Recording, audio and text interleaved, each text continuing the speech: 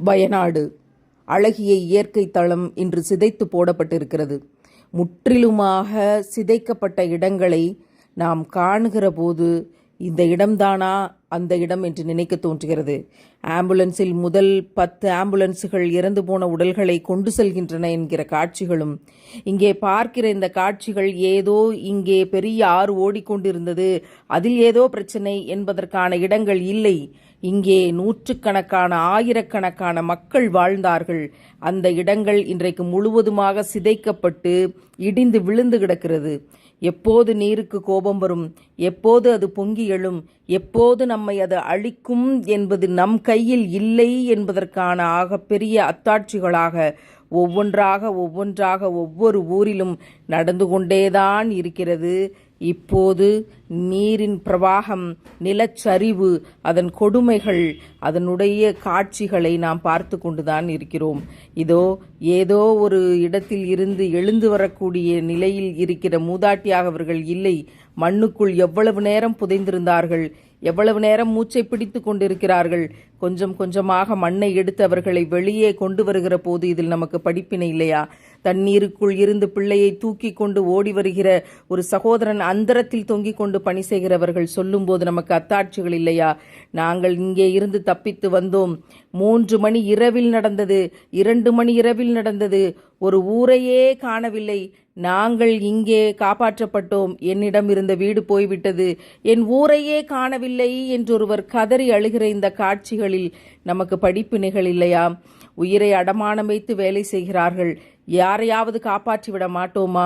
பையாக சுருட்டி கொண்டு போகிற உடல்கள், தன்னுடைய எஜமானரையும் தன்னுடைய வீட்டையும் நிலச்சரிவுக்கு மத்தியிலே உறவுகளை தேடி ஒரு நாய் கூட அலைந்து கொண்டிருக்கிறதே, இந்த காட்சிகளில் நமக்கு படிப்பினைகள் இல்லையா? மரணம் இப்போதைக்கு இல்லை என்று நினைப்பவன் பொருளை சேர்ப்பதில் நாயாய் அலைகிறான். எந்த நேரத்திலும் மரணம் என்ற நிதர்சனத்தை புரிந்தவர்கள் நாம் இறைவனை நோக்கி நகர வேண்டும். இதோ இந்த இடத்திலிருந்து நாங்கள் காப்பாற்றப்பட்டோம். கையிலே பச்சை பிள்ளையை வைத்துக் கொண்டு என் தாய் இதில் போய்விட்டாள் என்று சொல்லக்கூடிய சகோதரி, இங்கே இருந்த ஊரை காணவில்லை, இங்கே இருந்த மக்களை காணவில்லை, 500 குடும்பங்களை காணவில்லை என்று அழுது கொண்டிருக்கக்கூடிய இந்த சகோதரர்களின் கண்ணீருக்கு பின்னால் என்ன இருக்கிறது? ஹெலிகாப்டர்கள் எல்லாம் தோல்வி அடைந்தன. மனிதனுடைய கண்டுபிடிப்புகள் எல்லாம் இந்த இயற்கை பேரிடர்களுக்கு முன்னால் மண்டியிட்டு கிடக்கின்றன. மனிதா, உன்னால் என்ன செய்துவிட முடியும் என்று இந்த இயற்கையினுடைய அத்தாட்சி நம்மை பார்த்து கேள்வி கேட்கிற நம்முடைய அத்தனை அறிவும் தோற்று போயிருக்கிற இந்த தருணங்களை பாருங்கள். இந்த சகதிகளுக்கு மத்தியில் ஏதோ கிடைக்கிற பிரெட் துண்டை உண்டுவிட்டு இந்த மக்களை காப்பாற்றி கொண்டிருக்கிற இந்த சகோதரர்களை பார்க்கிற போது கண்ணீர் பெருகுகிறது. நாம் என்ன செய்ய முடியும்? அழுது கொண்டிருக்கிற இந்த சகோதர சகோதரிகளுக்காக நிறைய பிரார்த்தனை செய்ய வேண்டும். இங்கே பாருங்கள், செலோடேப்பை வாயால் பித்து இறந்து போன உடல்களின் மீது ஒட்டி கொண்டிருக்கிற ஒரு மருத்துவரை பாருங்கள். அந்த பெண்மணி எத்தனை கலக்கத்தோடு செய்திகளை பதிவு செய்திருக்கிறார்கள் என்பதை செய்தித்தாள்களில் படிக்கும்போது நம்மால் கண்ணீரை கட்டுப்படுத்த முடியவில்லை. இவற்றிலெல்லாம் நமக்கு படிப்பினைகள் இல்லையா? ஒவ்வொரு இறந்து போன உடல்களையும் ஆம்புலன்ஸில் ஏற்றிக்கொண்டு போகிறவர்களுக்காக, உயிரோடு இருந்து இந்த பணிகளை செய்கிறவர்கள் சாதி, மதம், இனம், மொழி என்று எந்தவிதமான வேறுபாடும் இல்லாமல் இந்த சமூகம் அவர்களுக்கெல்லாம் உணவுப் பொருட்களையும் குடிநீரையும் கொடுப்பதற்காக ஓடிக்கொண்டிருக்கிறார்களே, இந்த மானுட நேயத்தை பாருங்கள். இதில் நமக்கு படிப்பினை இல்லையா?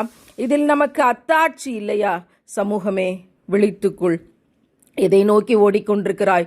ஓடிக்கொண்டிருக்கிற தண்ணீரில் இதோ அடித்து செல்லப்பட்டு ஒரு உயிர் போய்விடக் கூடும் என்ற நிலையில் 5 பேர் சேர்ந்து உள்ளே போய் அவர்களும் சேர்ந்து சாகத்தான் போறார்களா என்ற நிலையில் எப்படியாவது பாதுகாக்க வேண்டும் என்று உயிரை அர்ப்பணித்து உழைக்கிற இவர்களுக்கு இந்த இம்மையில் கூலி என்ன?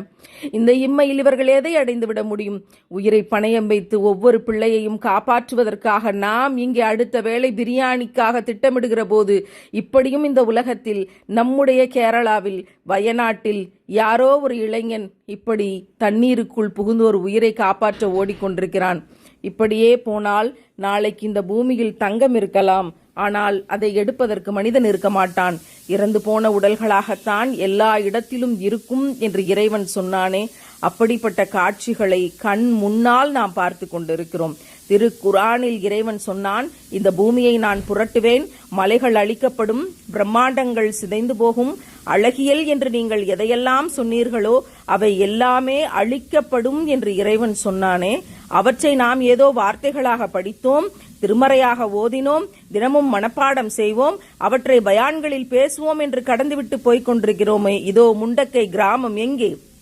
நம் கண் முன்னால் இருந்த கிராமம் இன்றைக்கு இல்லை. அந்த கிராமம் எங்கே? இதோ சூரல் மலை என்ற மலை எங்கே? அங்கே இருந்த கிராமம் எங்கே? அங்கே இருந்த மக்கள் எங்கே? இதோ மேப்பாடி என்று இருந்த கிராமம் எங்கே? அங்கிருந்த மக்கள் எங்கே? மனிதனுடைய பிரம்மாண்டத்தின் அடையாளமாக இருந்த சாலைகள் எங்கே? அவன் போட்ட அந்த சாலைகளும் அவனுடைய அறிவாற்றலினுடைய எச்சங்களும் எங்கே? எதுவுமே இல்லாமல் அத்தனையும் திருப்பி போடப்பட்டு அழிந்து போய் 500 மக்களை காணவில்லை, 500 குடும்பங்களை காணவில்லை, 2 மலைகளை காணவில்லை, என்னுடைய ஊரையே காணவில்லை என்று பரிதவித்து நிற்கிற இந்த பரிதவிப்பின் பின்னால் மனித கூட்டமே படிப்பினைகளை பெற்றுக்கொள். நீ எத்தனை அலங்காரத்தில் வேண்டுமானாலும் இருக்கலாம், எத்தனை ஆடம்பரத்தில் வேண்டுமானாலும் இருக்கலாம், இறைவன் நாடிவிட்டான் என்றால் அது ஒரு நொடியில் புரட்டப்படும் என்பதற்கான கண் முன்னால் பார்க்கிற அத்தாட்சி இதுவாக இல்லையா? நீங்கள் ஆடம்பரத்தின் பின்னாலும் நீதமாக நடக்க முடியாது, அநியாயமாகத்தான் வாழ முடியும் என்று அரசியல் தளங்கள் இருக்கலாம். இதோ இந்த 6 முடிவெடுத்து விட்டால், இறைவன் அதை நாடிவிட்டால் உங்களுடைய வாழ்க்கை இப்படி ஆகும் என்பதற்கு இது அத்தாட்சி இல்லையா? மனித கூட்டமே, இங்கிருந்த மலையை காணோம், எத்தனை உசுறு போச்சுன்னு தெரியல என்று வயநாடு நிலச்சரிவின் சேதங்கள் குறித்து உள்ளூர் வாசிகள் விவரிக்கக்கூடிய ஒவ்வொரு காட்சியிலும் நமக்கு அத்தாட்சிகள் இருக்கிறது. உங்கள் கார்கள் எங்கே? உங்கள் பங்களாக்கள் எங்கே? உங்களுடைய சொத்துக்கள் எங்கே? இதோ ஒரு காலை வைத்து கொண்டு உள்ளே புதைந்து கிடக்கிற உடலை எடுப்பதற்காக போராடி கொண்டிருக்கிறார்களே. என் தாயை காணவில்லை, என் தகப்பனை காணவில்லை என்று அழுது கொண்டிருக்கின்ற இந்த சிறுவனின் கண்ணீருக்கு பின்னால் நாம் என்ன ஆறுதலை சொல்லிவிட முடியும்? குடும்பமாக எடுத்த புகைப்படங்கள் இருக்கின்றன, குடும்பத்தை காணவில்லை என்ற சோகத்தின் பின்னால் மனித கூட்டமே படிப்பினைகளை பெற்றுக்கொள். எந்த மலையையும் நான் சாய்ப்பேன், அது தூள் தூளாகும், அது பொசுங்கி போகும், கட்டிடங்கள் அனைத்தும் அழிந்து போகும், ஒரு நொடியில் அது நடக்கும் என்று இறைவன் சொன்ன காட்சிகளை உலகம் அத்தனையிலும் பல்வேறு இடங்களில் இன்றைக்கு நாம் கண்முன்னால் பார்த்து கொண்டுதான் இருக்கிறோம். மனித கூட்டமே, உன் ஆணவம் இப்படி அழியும், உன் அகங்காரம் இப்படி அழியும், உன் பாரம்பரிய பரம்பரை பெருமைகள் இப்படி அழியும் என்று இறைவன் அத்தாட்சியாக இந்த ஒவ்வொரு காட்சியையும் தந்திருக்கிறான். பூமியில் ஒரு உயிரினம் கூட மிச்சமில்லாமல் மொத்தமாக அழிந்துவிடும் என்று இன்றைக்கு விஞ்ஞானிகள் எச்சரிக்கை செய்து காணொளிகள் வெளியிடப்படுகின்றன. இன்னும் 250 மில்லியன் ஆண்டுகளில் பூமியில் ஒரு உயிரினம் கூட மிச்சமில்லாமல் அழிந்து போகும் என்று விடுக்கிற எச்சரிக்கை இன்றைக்கு வாழ்ந்து கொண்டிருக்கிற ஆணவ திமிரின் மனித கூட்டத்திற்கான எச்சரிக்கை தான். நீதமாக நடந்து கொள்ளுங்கள், அன்பாக இருங்கள், மற்றவர்களுக்கு உதவி செய்யுங்கள், ஆசைப்பட்டு சொத்துக்களை சேர்க்காதீர்கள், முடிந்த வரைக்கும் ஏழைகளுக்கு தினமும் உதவி செய்து கொண்டே இருங்கள், படிப்பினை பெற்றுக்கொள்.